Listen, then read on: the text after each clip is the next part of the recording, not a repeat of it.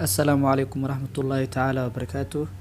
maanta waxaa suubinaynaa taleefankani iPhone-ka waxaa haysata cilad iPhone disabling marka passwordka ayaa lagu celceliyay. hadda ayaan isku dayaa isla fiirinaynaa 1 2 3 4 5 6 wuxuu ii soo qoraa iPhone is disabling marka ciladan ayaa haysato marka waa xalinaynaa. marka daatada ayaa soo degsanay ugu horeyn.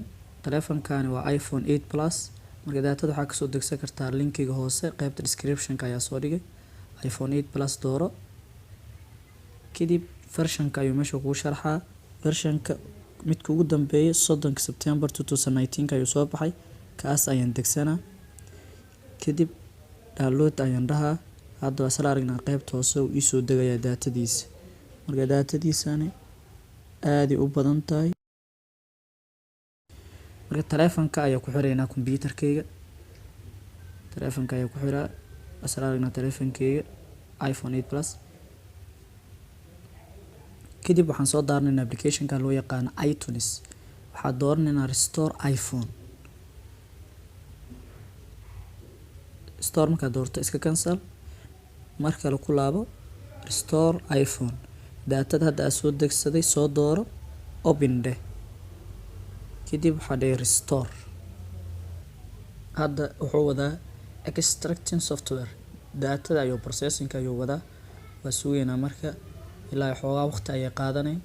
marka inaad dul qaato ayaa laga baahan yahay. hadda wuxuu suubinaa iPhone-ka daatadiisa hore dhan wuu tirtiraa. wuxuu ku shubaa daata cusub.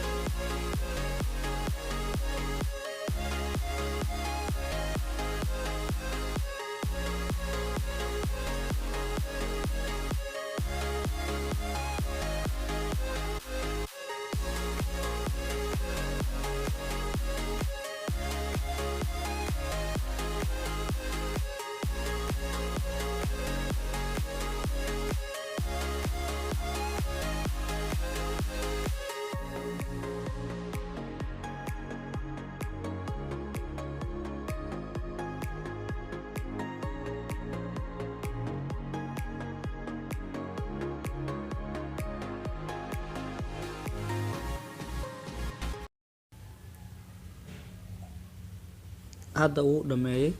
marka waxaan dhehnaa okay ayaan dhehnaa.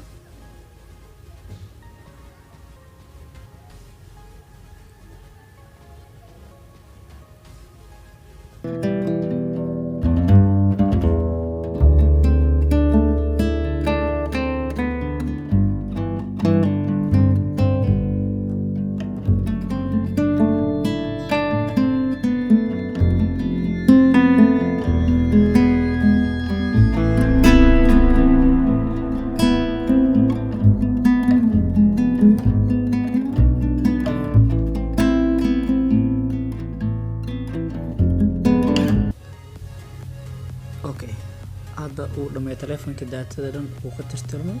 daatada cusub uu ku shubay. haddana wax iPhone disable live markuu soo qoray taleefankani wuu fiican yahay.